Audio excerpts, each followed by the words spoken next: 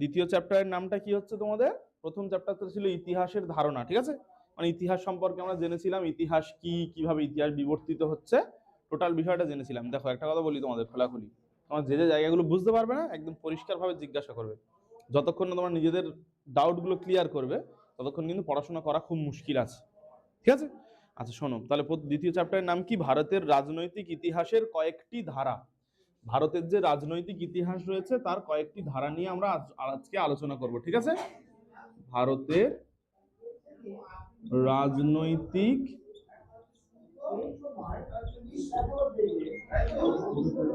ইতিহাসের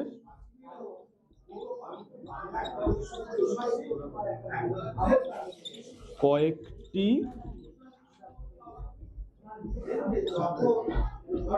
ধারা, ঠিক আছে? ভারতের রাজনৈতিক ইতিহাসের কয়েকটি ধারা। এবার যদি এই চ্যাপ্টারটা আমরা আলোচনা করতে চাই, এবার রেখে দাও কি কি বিষয়গুলো আমরা দেখবো সেখানে। সেটা হচ্ছে দেখো, প্রথমে আমরা যে ভারত, আমরা ভারতবাসী, তো ভারতের ক্ষেত্রে যে নামগুলো রয়েছে ভারতের, বাংলায় আমরা ভারত বলছি, ঠিক আছে? আচ্ছা ইংরেজিতে কি বলা হচ্ছে? ইন্ডিয়া বলা হচ্ছে। যখন হিন্দিতে বলছি তখন হিন্দুস্তান বলছি। অন্য কোন দেশের নাম তোমরা এরকম দেখেছো কি? জাপানের ইংরেজিতে জাপান, বাংলায় জাপান, যে কোনো ভাষায় বললে জাপান। নেপালের যে কোনো ভাষায় বললে নেপাল, পাকিস্তানের যে কোনো ভাষায় বললে পাকিস্তান। কিন্তু আমাদের ভারতের ক্ষেত্রে এমন হলো কেন? বলা হয়ে থাকে যে ভারত নামটা এসেছে কোথা থেকে? আমাদের সেই রামায়ণে যে রামচন্দ্র ছিলেন, রামচন্দ্রের ভাই ভরত, সেই ভরতের নাম থেকে অনেকে মনে করছেন নেশেন ভারত নামটা। আবার অনেকে কি মনে করছে 10 রাজার যে যুদ্ধ হয়েছিল, 10 রাজার যুদ্ধ বলতে ইতিহাসে একটা সময় আমাদের যে ভারত উপদ্বীপ, এখানে প্রধানত 10টা রাজা রাজত্ব করত। সেখানে একবার 9টা রাজা একদিকে আর একটা রাজা একদিকে যুদ্ধ হয়েছে বিশাল বড়। সেই যুদ্ধে একটা রাজা, ভরত গোষ্ঠীর রাজা, তার নাম সুদাস, সে জিতে গেছে। যার ফলে কি হয়েছে, তাহলে তার নাম চারদিকে বিশাল ছড়িয়ে পড়েছে। সেই জন্য সেখান থেকে বলা হয়ে থাকে আমাদের দেশের নাম হয়েছে ভারত। ক্লিয়ার হলো? এইবার এখানে আমাদের বলা হয়েছে ইন্ডিয়া নামটা আমাদের কোথা থেকে এসেছে। ইন্ডিয়া নামটা কোথা থেকে এসেছে যদি আমরা জানতে চাই, সেখানে আমরা দেখব যে হচ্ছে প্রধানত সিন্ধু নদীর তীরবর্তী অঞ্চল। সিন্ধুটা অনেকে দন্তেশ্বর তাদের গ্রন্থে ছিল না, সেজন্য তারা জেনেছে ইন্দু। ওই ইন্দু থেকে ধীরে ধীরে পরিবর্তন হয়ে গেল ইন্ডিয়া, ঠিক আছে? আবার ওই একই জায়গা থেকে কিন্তু একটা তৈরি হচ্ছে আমাদের হিন্দুস্তান। হিন্দু অনেক কটা হিন্দু বলছে, ওই করে করে এখানকার জনগোষ্ঠীকে বলা হলো হিন্দু। এখানে যারা বাস করে তাদেরকে হিন্দু বলে। হিন্দু কিন্তু প্রকৃত একটা কোনো ধর্ম নয়, সেটা হচ্ছে ওই রকম একটা জনগোষ্ঠী যারা এই সমস্ত অঞ্চলে বাস করে, সিন্ধু নদীর তীরবর্তী অঞ্চলে যারা বাস করে তাদেরকে আমরা হিন্দু বলছি। হিন্দুদের স্থান ওই জন্য হয়ে গেছে হিন্দুস্তান। ক্লিয়ার হলো? তোমাদের এই বিষয়টা পড়ানো নয়, তোমাদের যেখান থেকে শুরু সেখানে হচ্ছে বঙ্গ বা বাংলা থেকে প্রধানত তোমাদের শুরু। সম্ভবত ইতিহাসের ধারণা চ্যাপ্টারে হিন্দু, হিন্দুস্তান আর ইন্ডিয়াটা লেখা আছে, ওটা ওই চ্যাপ্টারে আমরা জেনেছিলাম, তাই তো? এই চ্যাপ্টারে আমাদের শুরু হচ্ছে প্রাচীন যে বাংলা। এবার বাংলা বলতে আমরা কি বলছি একটুখানি তোমরা ভালো করে শুনে নাও। মনে করো হচ্ছে প্রাচীনকালে আমাদের যে অঞ্চল, আমরা যেখানে বসবাস করছি, আমাদের যে রাজ্য, একে নিয়ে শুরু করে আর অন্যান্য যে রাজ্যগুলো ছিল তাদেরকে একসঙ্গে কি বলা হতো? বঙ্গ বলা হতো, বঙ্গ। এই বঙ্গ নামটার কথা প্রথম কোথায় পাওয়া গেছে? ঋগ্বেদের ঐতরেয় অরণ্যকে পাওয়া গেছে। কি বললাম বুঝতে পারছো? বর্তমানে আমাদের রাজ্যের নাম কি? আমাদের রাজ্য কি? পশ্চিমবঙ্গ। এটা কোথা থেকে এলো সেটা বলবো, বলার আগে তাহলে প্রথম কি এলো? ঋগ্বেদের ঐতরেয় অরণ্যকে কি লেখা ছিল? বঙ্গ। ঋগ্বেদটা কি জিনিস? আর্যদের যে ধর্মগ্রন্থ, সেটা 4টে ভাগ, একটা ঋক, সাম, যজু আর অথর্ব। এই ঋগ্বেদে প্রথম পাওয়া গেছে বাংলা, এই অঞ্চলটার নাম বাংলা। ক্লিয়ার হলো? তারপর পরবর্তীকালে মিনহাজুস সিরাজ থেকে শুরু করে অন্যান্য যারা ঐতিহাসিক রয়েছে তাদের বিভিন্ন গ্রন্থে আমাদের নাম পাওয়া যাচ্ছে কি? বাংলা। মুঘল আমলে মুঘল শাসকদের তোমরা নাম শুনেছো, আগের পৃষ্ঠায় সম্ভবত ছিল মুঘল শাসকদের নামগুলো ছিল, তাই না? মুঘল শাসকদের নামগুলো সহজে কিভাবে মনে রাখি আমরা? বাবার হলো আবার জ্বর, সারিল ঔষধে, এভাবে মনে রাখি তো। তো সেইখানে মুঘল শাসকদের আমলে আমাদের এই বাংলা অঞ্চলটাকে সুবা বলা হতো, সুবা বাংলা। কি বলা হতো? সুবা বাংলা। সুবা মানে কি? সুবা শব্দের অর্থ হচ্ছে প্রদেশ। মুঘল যুগে মনে করো একটা রাজা, সে কোথা থেকে শাসন করতো? মুঘল আমলে রাজধানী ছিল দিল্লি। দিল্লি থেকে সে শাসন করছে, তাহলে সে তো এই সব জায়গায় এসে এসে শাসন করা সম্ভব নয়। ওই জন্য একটা ছোট ছোট ছোট ছোট প্রদেশে ভেঙেছে। এখন যেমন আমাদের প্রধান শাসক এখন ধরতে গেলে নরেন্দ্র মোদী প্রধানমন্ত্রী, ছোট ছোট করে আমাদের রাজ্যগুলো ভাঙা আছে, অঙ্গরাজ্যগুলো।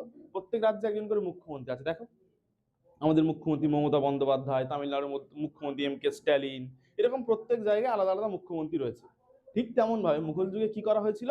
এই দেশটাকে অনেকগুলো সুবায় ভাঙা হয়েছিল, অনেকগুলো প্রদেশে ভাঙা হয়েছিল। সেই প্রদেশে প্রধান যে হতো তাকে বলা হতো নাজিম, আর যে ট্যাক্স আদায় করতো তাকে বলা হতো দেওয়ান। ওগুলো তোমার জানার বিষয় না, তবু আমি বলে দিচ্ছি। তখন এর নাম হয়ে গেল বাংলা। ক্লিয়ার হলো, বুঝতে পারলে সবাই? আচ্ছা, এইবারে কৌটিল্যের অর্থশাস্ত্রের কথা বলেছে। মহাকবি কালিদাসের রঘুবংশম কাব্যেও এই বঙ্গ শব্দের উল্লেখ রয়েছে, সেটা আমাদের জানা গেছে। আর মিনহাজুস সিরাজের বইতে আমরা কি পেয়েছি? বাংলা নামটা পেয়েছি। যখন বাংলা নামটা পেলাম, এর পরবর্তীতে যখন হচ্ছে ইউরোপীয় লোকজনরা এসছে, ইউরোপের লোকজনরা এসছে, তখন আমাদের এখানকার নাম কি দিয়েছে? বেঙ্গালা। কি বলেছে? কি বললাম? বেঙ্গালা। তাহলে প্রথমে বঙ্গ, বঙ্গ থেকে মাঝখানে এসেও বঙ্গ পাওয়া গেছে, মহাকবি কালিদাসের বা কৌটিল্যের রচনায় বঙ্গ পাওয়া গেছে। আবার হচ্ছে মুঘল আমলে এসে আমরা পেয়েছি বাংলা, সুবা বাংলা, তাই তো? আবার পরবর্তীতে আমরা কি জানলাম? ইংরেজের বণিকরা যখন এলো তারা তখন বেঙ্গালা বললো, বাংলা নিয়ে বেঙ্গালা বললো ইংরেজরা। ঠিক আছে? এইবার তখন এই বাংলা বেঙ্গলাটা আছেই। থাকতে থাকতে আমাদের যে বাংলা প্রদেশ ছিল, সেটা ইংরেজরা যখন চলে যাবে 1947 সালে, তখন এটা ভেঙে দুটো ভাগে ভাগ হয়ে গেল। একটা গেল পাকিস্তানের সঙ্গে। তোমরা নিশ্চয়ই জানো যে ভারতবর্ষ যখন স্বাধীন হয় তখন দুটো দেশ তৈরি হয়ে গেল। মুসলিম লোকজনদের নিয়ে একটা দেশ হলো, সেটা হলো পাকিস্তান। তার বিভিন্ন কারণ রয়েছে।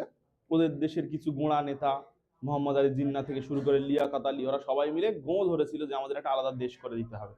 অনেকগুলো বিষয় আছে তার মধ্যে, আমরা যেগুলো এখন যাচ্ছি না। তো সেই জন্য ওদের একটা দেশ করে দেওয়া হলো পাকিস্তান। ভালো করে শুনে নেবে। ওই পাকিস্তান আমাদের বাংলার একটা অংশ নিয়ে চলে গেল। তাহলে বাংলার একটা টোটাল একটা অংশ আছে, তার মধ্যে পাকিস্তান একটা অংশ নিয়ে চলে গেল। কোন অংশটা পাকিস্তান নিল? পূর্ব অংশটা। তাহলে সেটা পাকিস্তানে চলে গেল পূর্ব বাংলা হিসাবে। ক্লিয়ার হলো, বুঝতে পারলাম? আর একটা অংশ আমাদের ভারতে থেকে গেল, যেটাকে বলা হলো পশ্চিমবঙ্গ, যেটা আমাদের এখন রাজ্য। আর বাংলাটা যেটা পাকিস্তানের সঙ্গে গেল, ওদের ওদের আবার একটা ঝগড়া হয়েছে, একটা লড়াই হয়েছে। 1971 সালে সে নিজে ফের একটা দেশ হয়ে গেছে। একটা রাজ্য থেকে বা একটা অংশ থেকে সে নিজে একটা দেশ হয়ে গেছে। সেই দেশটার নাম কি? বাংলাদেশ। আমাদের যে পূর্ব বাংলা, সেটা তো পাকিস্তান নিয়ে চলে গেল 1947 সালে, তাই তো নাকি? এবার সেটা তোমার হচ্ছে পরবর্তীতে স্বাধীন হলো কত সালে বললাম? 1971 সালে। সেটা তখন থেকে কি হয়ে গেল? বাংলাদেশ হয়ে গেল। তাহলে এই হচ্ছে আমাদের বাংলার ইতিহাস। বলো, কারো এখানে বুঝতে সমস্যা আছে কি? তাহলে প্রথম আমরা উল্লেখ পাচ্ছি ঋগ্বেদের ঐতরেয় অরণ্যকে, যেখানে আমরা দেখতে পাচ্ছি যে নাম হচ্ছে বঙ্গ। কৌটিল্যের অর্থশাস্ত্র বলো, মিনহাজুস সিরাজের কালিদাসের রঘুবংশম, সেখানে আমরা পাচ্ছি বঙ্গ। পরবর্তীতে মিনহাজুস সিরাজের উল্লেখ কথায় আমরা পাচ্ছি এটা হচ্ছে সুবা বাংলা। পরবর্তীকালে এটা চেঞ্জ হয়, ইংরেজ বা ইউরোপীয় বণিক যারা, তারা বলছে এটাকে বেঙ্গালা বলছে। ওইভাবে থাকছে, বাংলা বেঙ্গালা দুটো ওয়ার্ডই থাকছে। পরবর্তী যখন স্বাধীন হলো দেশ, তখন পাকিস্তান একটা অংশ নিয়ে চলে গেল, সেটা হচ্ছে পূর্ব বাংলা। আর আমাদের একটা অংশ থেকে গেল, সেটা হলো পশ্চিম বাংলা। তাহলে হচ্ছে সেই পূর্ব বাংলাটা পরবর্তীকালে আবার স্বাধীন হলো 1971 সালে, সেটা হয়ে গেল বাংলাদেশ। আর আমাদের পশ্চিমবঙ্গটা যেমন ছিল এখন আছে ভারতের একটা অঙ্গরাজ্য হিসাবে। ক্লিয়ার হলো কি বললাম? তাহলে প্রাচীনকালের যে বাংলা, তাহলে সেটা কোন অঞ্চল জুড়ে প্রধানত ছিল বলতো? প্রাচীনকালের বাংলাটা ছিল প্রধানত তোমার হচ্ছে আমাদের যে বাংলা, মানে বাংলাদেশ আর আমাদের রাজ্য, এই দুটো মিলে, তার সঙ্গে বিহার উড়িষ্যার বিস্তীর্ণ অঞ্চল মিলিয়ে একটা বাংলা ছিল। এই বাংলাটা বা এই বঙ্গটার হচ্ছে তোমার তিনটে নদী ছিল প্রধানত, ভাগীরথী, পদ্মা আর মেঘনা। এই তিনটে নদী আমাদের বাংলাটাকে ঘিরে রেখেছিল। কি বললাম? ক্লিয়ার হলো? এবার প্রাচীন বাংলার অঞ্চলগুলো বিভিন্ন ভাগে ভাগ করা ছিল। দেখো, প্রাচীন বাংলার যে অঞ্চলগুলো রয়েছে, ঠিক আছে, প্রাচীন বাংলার কটা অঞ্চল ছিল? মোট 9টা অঞ্চল ছিল, 9টা। এই 9টা অঞ্চল আমরা সহজে কিভাবে মনে রাখবো, তার জন্য একটা ট্রিক্স যদি আমরা তৈরি করি, তাহলে দেখো এখানে লিখছি আমরা, লিখলাম পূব বঙ্গের, ঠিক আছে, বঙ্গাল সুরে গৌড় হাসে। কি বললাম? গৌড় হাসে। তাহলে কি বললাম? পূব বঙ্গের বঙ্গাল সুরে গৌড় হাসে। ঠিক আছে, এই লাইনটা মনে রাখতে পারো সহজে আমরা। তাহলে পু থেকে প্রথমে কি হলো? পুণ্ড্রবর্ধন। কি বললাম? পুণ্ড্রবর্ধন হলো। ব থেকে আমরা কি পেলাম? বঙ্গ পেলাম। না, বঙ্গটা তো ওখানে আছে। পূববঙ্গের বঙ্গাল সুরে গৌড় হাসে, তাই তো? তাহলে ব থেকে আমরা পেলাম বরেন্দ্র। কি পেলাম? বরেন্দ্র পেলাম। এই একটা বঙ্গ টোটাল পেয়ে যাচ্ছি, তাহলে আর বঙ্গটা ওই জন্য আমি আর লিখলাম না, বঙ্গ হয়ে গেল। আচ্ছা, এইখানে মনে করো হচ্ছে একটা র আছে, র থেকে কি ছিল? রাঢ়, তাই তো? আচ্ছা, এই বঙ্গাল একটা নিজে একটা, তাহলে বঙ্গাল হলো।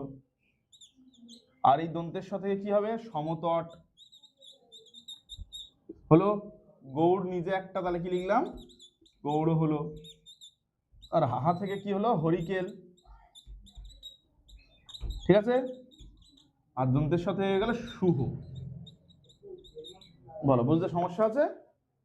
1 2 3 4 5 6 7 8 9। তাহলে পূববঙ্গের বঙ্গাল সুরে গৌড় হাসে, বা গৌড় হাসে, যা করি তুমি উচ্চারণ করো, কোনো সমস্যা নেই। কি বললাম, এটা সবাই মুখস্থ করবে। পূববঙ্গের বঙ্গাল সুরে গৌড় হাসে। তাই 9টা অঞ্চল টোটাল আমরা মনে রাখতে পারবো। যেগুলো তোমার টেক্সট বই আমি দাগিয়ে দিয়েছিলাম। কি কি ছিল? পুন্ড্রবর্ধন ছিল, আচ্ছা বরেন্দ্র ছিল, বঙ্গাল ছিল, রাঢ় ছিল, সুহ ছিল, গৌড় ছিল, সমতট ছিল, আর ছিল হরিকেল। কি বললাম বুঝতে পেরেছো? এই অংশে আমাদের বাংলাটা ভাগ করা ছিল। ঠিক আছে, এইবার কোন কোন অংশ হলে কি কি ছিল সেগুলো আমরা একটুখানি যদি জেনে নিই। প্রথমে বলা হচ্ছে পুন্ড্রবর্ধনের কথা। তাহলে পুন্ড্রবর্ধনের কি ছিল? পুন্ড্রবর্ধন হচ্ছে বাংলার যে অঞ্চলগুলো ছিল তার মধ্যে সবচেয়ে বড় অঞ্চলের নাম হচ্ছে পুন্ড্রবর্ধন। এইটা প্রধানত এখান থেকে একটা শর্ট প্রশ্ন খুব আসে। তার সঙ্গে সঙ্গে এই অংশটা এখন কোথায়? পশ্চিমবঙ্গের যে আমাদের হচ্ছে বিস্তীর্ণ অঞ্চল রয়েছে তার সঙ্গে বাংলাদেশের হচ্ছে দিনাজপুর, বগুড়া, রাজশাহী আর পাবনা। বাংলাদেশের পাবনায় একটা বিশাল বড় মেন্টাল হসপিটাল আছে, ওটা বিখ্যাত বাংলাদেশে, পাবনায়। ঠিক আছে, এটা হচ্ছে পুন্ড্রবর্ধন। আচ্ছা, এবার হচ্ছে বরেন্দ্র। বরেন্দ্রটা কি? ভাগীরথী আর করতোয়া নদীর যে মধ্যবর্তী অঞ্চল সেটা বরেন্দ্র নামে পরিচিত। তারও একটা অংশ হচ্ছে বঙ্গ। সেটা কি? প্রাচীনকালে পদ্মা ভাগীরথীর মাঝে ত্রিভুজের মতো দেখতে একটা বদ্বীপ এলাকা। এখন আমাদের যেটা হচ্ছে তোমার সুন্দরবন অঞ্চলে যে বদ্বীপ এলাকা তোমরা নিশ্চয়ই শুনেছো, ওই রকম একটা বদ্বীপ এলাকা। আমরা তো বদ্বীপ অঞ্চলে আছি, সুন্দরবন বদ্বীপ অঞ্চলের অন্তর্গত, বৃহত্তর সুন্দরবন সমভূমি বা সিন্ধু গঙ্গা সমভূমির তীরে আমরা রয়েছি, এরকম ব্যাপার। ঠিক আছে, এইটা হচ্ছে আমাদের হয়ে গেল বঙ্গ। বঙ্গালটা কোথায়? বঙ্গাল হচ্ছে দক্ষিণ সীমানাবর্তী বঙ্গোপসাগরের উপকূলটাকে বঙ্গাল বলা হতো। রাঢ় আর শুহ কোথায়? রাঢ়টা এখনো আমাদের এখানে, আমরা জানি রাঢ়াঞ্চলে আমাদের অনেক এখান থেকে বেড়াতে যায় সবাই, হাওড়া, হুগলি, বর্ধমান, এই সমস্ত অংশটা হচ্ছে দক্ষিণ রাঢ়। ঠিক আছে, রাঢ় ছিল বঙ্গোপসাগরের নিকটবর্তী এলাকা। আর হচ্ছে আমরা এখানে একটা জিনিস উল্লেখ করেছি, মহাভারতের গল্পে কি বলা হয়েছে, কালিদাসের কাব্যে আছে, ভাগীরথী আর কাঁসাই, যার অ্যাকচুয়াল নাম হচ্ছে কংসবতী, এর বিস্তীর্ণ এলাকাটাকে আমরা রাঢ় বলছি। ঠিক আছে, আচ্ছা এরপরে রয়েছে আমাদের সমতট বলে একটা এলাকা রয়েছে, সমতট। আচ্ছা, এর মাঝখানে একটা গৌড় বলে একটা জায়গা আছে। শশাঙ্কের রাজধানী হচ্ছে কোথায়? গৌড়ে। শশাঙ্ক কে ছিল? আমাদের বাংলার প্রথম স্বাধীন শাসক। শশাঙ্ক সম্বন্ধে আমাদের পড়তেই হবে, শশাঙ্কটা আমি লিখিয়ে দেবো। শশাঙ্কের কৃতিত্ব আলোচনা করো। শশাঙ্ককে বলা হয় গৌড় রাজ শশাঙ্ক। কি বললাম বুঝতে পারছো? তাহলে শশাঙ্কর রাজধানী কোথায় ছিল? গৌড়। মানে রাজ্যটা, শশাঙ্কের রাজ্যটা গৌড় ওখানে ছিল। শশাঙ্কের রাজধানীর নাম হচ্ছে প্রধানত কর্ণ সুবর্ণ। কর্ণ সুবর্ণকে কি বলা হয় জানো? সেটা হচ্ছে বলা হয়ে থাকে স্থানীয়ভাবে রাজা কর্ণ, হিন্দুদের একটা দেবতা আছে, সেই কর্ণের প্রাসাদ বলে চিহ্নিত করা হয়। তাহলে গৌড়ের ওই অঞ্চলে কে প্রধানত শাসন করত? শশাঙ্ক। রাজধানী বলবো না, রাজ্য বলবো। আর তার রাজধানীর নাম কি? কর্ণ সুবর্ণ। এটা ভীষণভাবে পরীক্ষায় পড়ে। ঠিক আছে, এবার সমতটের কথা বলেছে প্রাচীন সমতট মেঘনা নদীর পূর্ব দিকের এলাকা। মেঘনা এখন কোথায় আছে? বাংলাদেশে আছে মেঘনা নদী। ঠিক আছে, বাংলাদেশের কুমিল্লা, নোয়াখালী এই অঞ্চলে মেঘনা নদী আছে। হরিকেল বলেছে সমতটের দক্ষিণ পূর্ব দিকে, আজকের বাংলাদেশের চট্টগ্রাম উপকূলে হরিকেল ছিল। এইবার এইখানে একটুখানি আমরা যদি একটা জিনিস যদি জানি, অল্প করে জেনে রাখবো, পরের দিন হচ্ছে আমরা ভালো করে যখন আলোচনা করব। আমাদের গুপ্ত বংশের যে সমস্ত সম্রাট, এই গুপ্ত বংশের সম্রাটদের আমলে একজন মহা সামন্ত ছিল। সামন্ত আর মহা সামন্ত কি জিনিস তোমরা জানো না? মনে করো একটা রাজা আছে, সে তো পুরো রাজ্য আমাদের পরিচালনা করতে পারবে না, তাহলে সে কি করবে? নিজের আন্ডারে অনেকগুলো কর্মচারী নিয়োগ করবে। গুপ্ত রাজা এরকম সামন্ত নিয়োগ করতো, মানে জমিদার। এক কথায় সামন্ত মানে কি? জমিদার। মনে করো একটা গুপ্ত রাজা আছে, সে বলে দিল আমাদের মগরাহাট 2 থেকে শুরু করে এই দিকের যে অঞ্চল, দক্ষিণের অঞ্চল, এখানে একজন জমিদার দিয়ে দিল, সামন্ত করে দিল। তার আন্ডারে কিছু সৈনিক থাকবে যারা সবসময় রাজার জন্য লড়তে বাধ্য। সে এখান থেকে ট্যাক্স আদায় করবে, করে রাজাকে পাঠাবে, এইরকম ব্যাপার স্যাপার। তো সেই যে জমিদার রয়েছে তাকে আমরা বলবো সামন্ত। আর যার এলাকাটা অনেক বড়, অনেকগুলো জমিদারি মিলিয়ে যাকে দেওয়া হবে তার নাম হচ্ছে মহা সামন্ত। তাহলে বলা হয়ে থাকে কি শশাঙ্ক ছিল গুপ্ত রাজাদের একজন মহা সামন্ত। পরবর্তীকালে উনি গৌড়কে কেন্দ্র করে আর তার আশপাশের অঞ্চলগুলো জিতে জিতে নিয়ে নিজে একটা স্বাধীন বাংলা রাজ্য এটা গঠন করলো। জন্য বাংলার প্রথম স্বাধীন সম্রাট কাকে বলবো? শশাঙ্ককে। স্বাধীন রাজা বলবো শশাঙ্ক। এই শশাঙ্ক যে আমাদের রাজত্ব করছে, শশাঙ্কের রাজধানী কোথায় আমি বললাম? কর্ণ সুবর্ণ। এটা কিন্তু সবাই মনে রাখবে, এটা ভীষণ ভাবে পড়ে। ঠিক আছে, এইবার এখানে শশাঙ্কের মৃত্যুর পর একটা বিশাল একটা গল্প আছে, সেইটা তোমাদের কিন্তু পরীক্ষায় সবার পড়ে থাকে। শশাঙ্কের মৃত্যুর পর একটা জিনিস ঘটেছিল, সেটাকে আমি কি বলেছিলাম? মৎস্যন্যায় বলেছিলাম। তোমাদের একটা টিকা পড়বে, মৎস্যন্যায় কি। তাহলে আজকে আমরা প্রধানত কি আলোচনা করলাম, যে আমাদের বাংলা কোথা থেকে এলো, বাংলা শব্দটা এসেছে আমরা বা বাংলা যে আমাদের স্থানটার নামকরণ করা হয়েছে ঋগ্বেদ ঐতরেয় অরণ্যকে আমরা খুঁজে পেয়েছি, সেটা মহাকবি কালিদাসের রচনায় রঘুবংশ আমি পেয়েছি, কৌটিল্যের অর্থশাস্ত্রে পেয়েছি, মিনহাজুস সিরাজের কথায় আমরা কি পেয়েছি, সুবা বাংলা পেয়েছি। এগুলো আমরা জানলাম, জানার ফলে বাংলার যে বিস্তীর্ণ অঞ্চল সেটা তিনটে নদী কি কি বললাম, ভাগীরথী, আর হচ্ছে আমাদের কি বললাম বলো, ভাগীরথী, পদ্মার মেঘনায়, তিনটে নদীর এলাকা চিহ্নিত করে নিয়ে আমাদের বাংলাটা রয়েছে। বাংলার অনেকগুলো বিভাগ পেয়েছি আমরা, সেই বিভাগগুলোর নামগুলো এক একটা করে তোমরা মুখস্থ করবে কোনটা কি। তার মধ্যে সবচেয়ে বড় বিভাগটার নাম কি, পুন্ড্রবর্ধন, তাই তো। তার মধ্যে গৌড় একটা উল্লেখ পেয়েছি, আর গৌড়ের একটা শাসকের কথা আমরা উল্লেখ পেয়েছি যার নাম শশাঙ্ক। সে হচ্ছে বাংলার প্রথম স্বাধীন রাজা। তার আগে উনি কি ছিল, রাজা হওয়ার আগে উনি ছিল হচ্ছে মহা সামন্ত। মানে পরবর্তী ক্লাসে আমরা শশাঙ্ক সম্পর্কে একটা সুন্দর গল্প জানবো।